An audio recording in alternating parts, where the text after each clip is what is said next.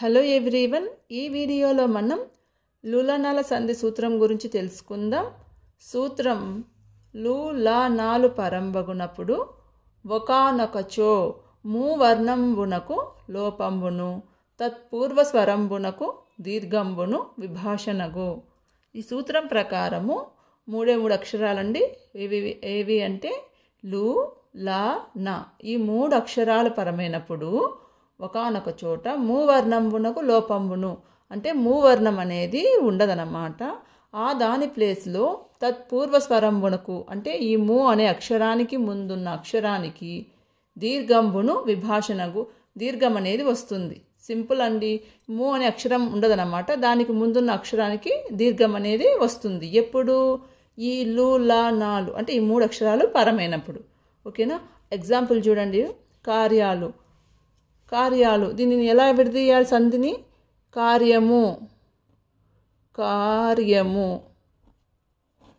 కార్యము ప్లస్ లు కార్యము ప్లస్ లు.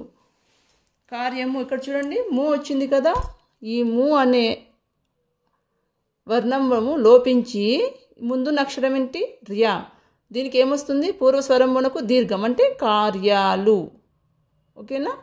మూ అనేది లోపించి ముందున్న అక్షరానికి అంటే ఇది ఉండదండి. మూ అనే అక్షరం ముందున్న అక్షరానికి దీర్ఘం వస్తుంది. అంటే ఏమొస్తుంది? రియా. సేమ్గా యాస్టీజ్ కార్యాలు. కార్యము ప్లస్లు కార్యాలు. నెక్స్ట్ వన్ చూడండి.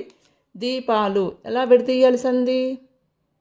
లాస్ట్లో లు వచ్చింది కదండి, లులనాల సంధి. సో మూ అనే అక్షరం ఉంటుంది మనకు. ఓకేనా?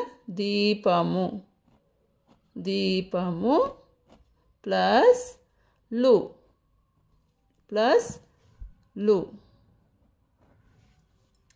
ఈ సూత్రం ప్రకారము మూ అనే అక్షరం వచ్చింది కదా.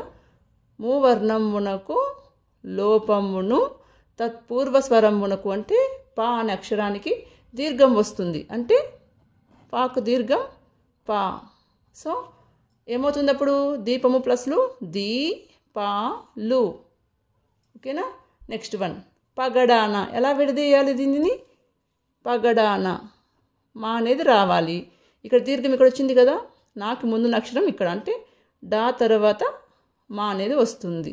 సో ప గ దీర్ఘం అనేది ఉండదు. మా అంటే మూవర్ణం రావాలి కదా. సో పగడము ప్లస్ నా.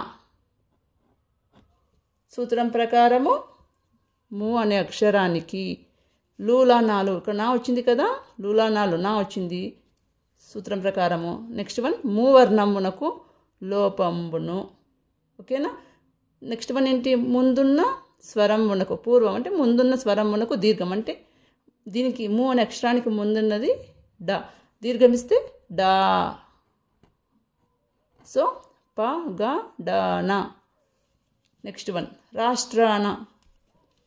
ఎలా విడదీయాలి? రా. ఇక్కడ నా అనే అక్షరం ఉంది కదా, నా అనే అక్షరానికి ముందర మూ అనేది ఖచ్చితంగా వస్తుంది. సో ఇక్కడ దీర్ఘం వచ్చిందంటే ఇక్కడ దీర్ఘం రాదు కదా, సంధి విడదీసేటప్పుడు దీర్ఘం రాదు. సో రాష్ట్రము మూవర్ణం రావాలి. ఓకేనా? రాష్ట్రము ప్లస్ నా.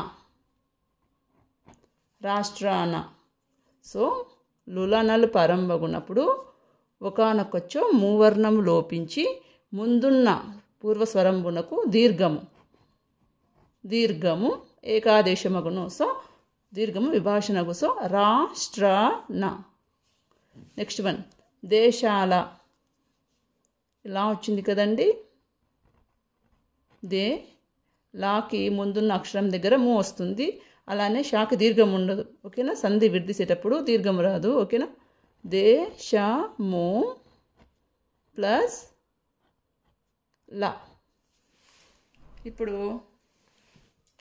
లా వచ్చిందండి. లు లా నాలు వాటిలో లా వచ్చింది. లాకి పరమైనప్పుడు ఒకానొకచో మూవర్ణం లోపించి ముందున్న అంటే తత్పూర్వ స్వరంబునకు దీర్ఘము అంటే షాకు దీర్ఘం ఇస్తే షా దీర్ఘంబును విభాషణగు. సో దేశాల. దేశము ప్లస్లా దేశాల. ఓకేనా? దీపాలు కార్యాలు పగడ. ఇలా చూడండి, లాస్ట్లో లు లా నా ఈ మూడు అక్షరాలు వచ్చిందంటే లులనాల సంధి అని గుర్తుపెట్టుకోవాలి. ఓకేనా?